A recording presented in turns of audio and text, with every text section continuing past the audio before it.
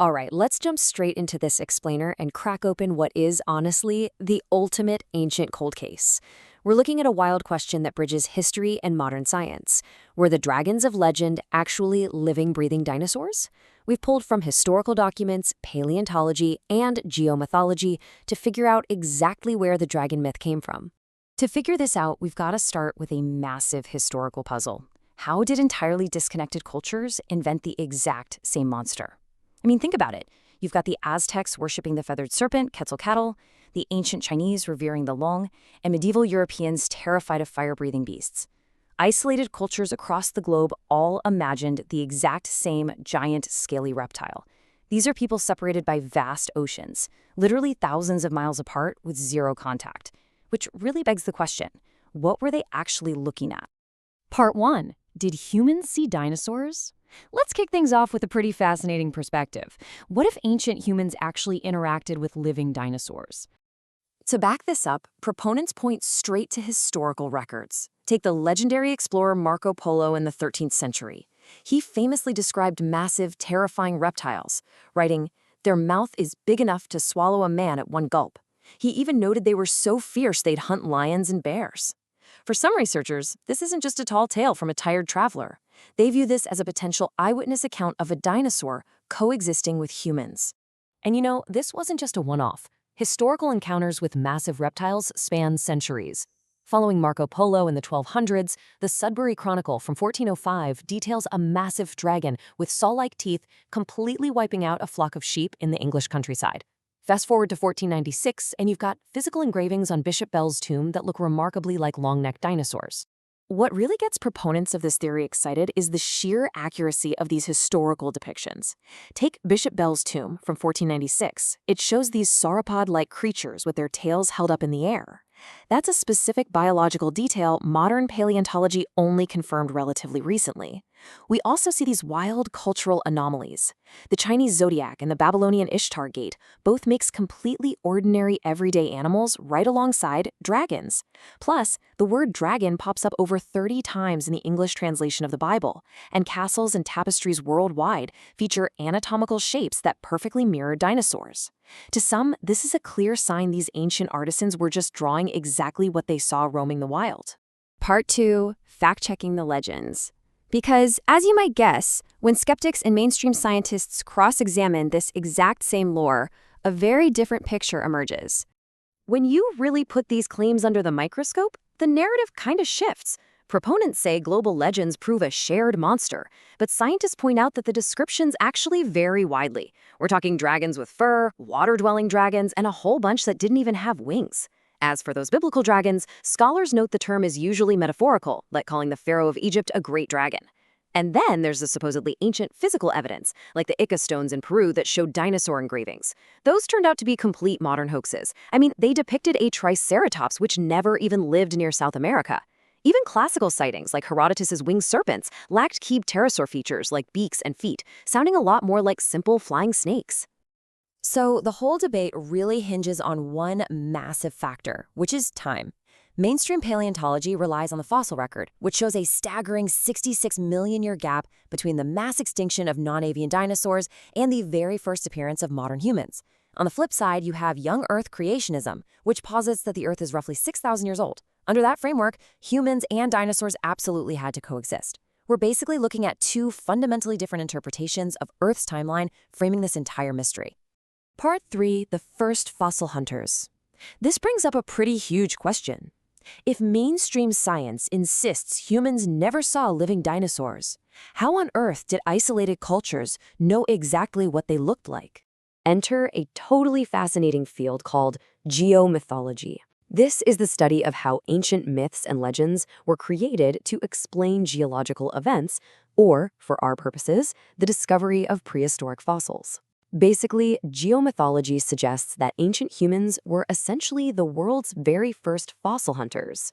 This idea builds a completely different narrative, especially when you look at China's history with so-called dragon bones. For literally thousands of years, ancient people dug up massive, unexplainable fossils, assumed they were actual dragon remains, and ground them up for medicine.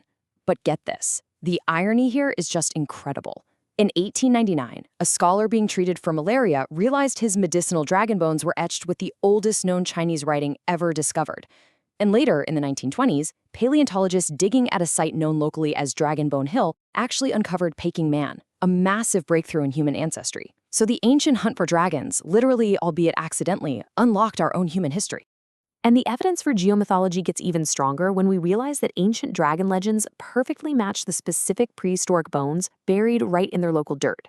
These ancient people weren't just inventing monsters out of thin air, they were interpreting the geography directly beneath their feet. Researcher Adrian Mayer did some amazing work proving that the anatomy of these myths perfectly aligns with local fossil records. Picture the Gobi Desert.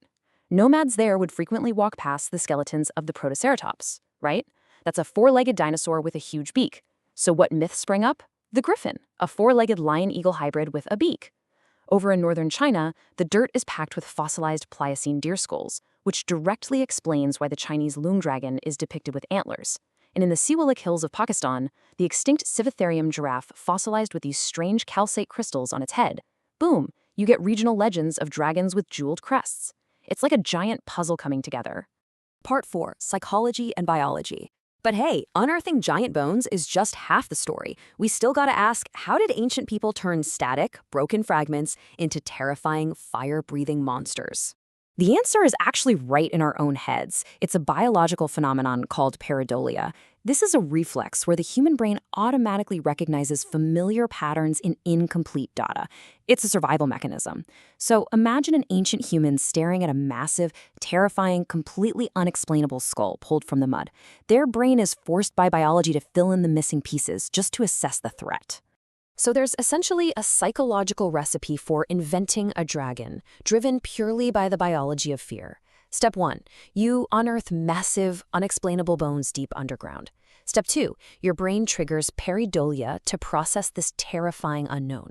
Step 3, since you have zero framework for what a dinosaur is, you fill in the gaps using traits of the most dangerous predators you already know, like snakes, eagles, lions, and crocodiles. Finally, step 4, you exaggerate those features and mix in local geographical dangers, like hot springs or volcanic gas vents.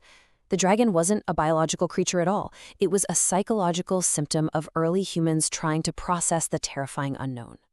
This psychological recipe perfectly explains why certain traits were just pure myth. Take fire breathing, right? The dragon's signature move. While it's true some animals, like the bombardier beetle, have crazy chemical defenses, breathing literal fire presents massive biological roadblocks. A living animal would need combustible fuel, a safe ignition mechanism, and a throat somehow immune to completely incinerating itself. You'd need some serious throat lozenges for that. Because a biological engine for fire is structurally impossible, science views this specific feature as purely a product of human imagination, definitely inspired by the volcanic landscapes where these bones were often found. Part 5, a lingering mythological legacy.